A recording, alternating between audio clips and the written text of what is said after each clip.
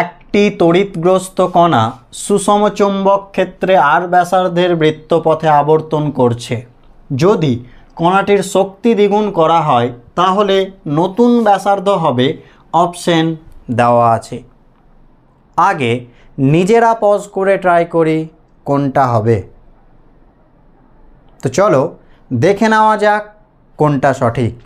যখন কোনো আহিত কণা চৌম্বক ক্ষেত্রে বৃত্তপথে আবর্তন করে তো তার বৃত্তপথের ব্যাসার্ধের ফর্মুলা আর সমান mv/qb সমান √2mk/qb সমান √2mv/qb স্কোয়ার।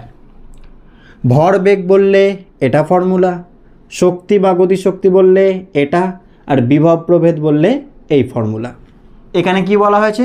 শক্তি। তাহলে আমরা ইউজ করব আর সমান কি √2mk/qb। কার কার মধ্যে সম্পর্ক? ব্যাসার্ধ আর শক্তিকে। তাহলে আমরা কি লিখতে পারি?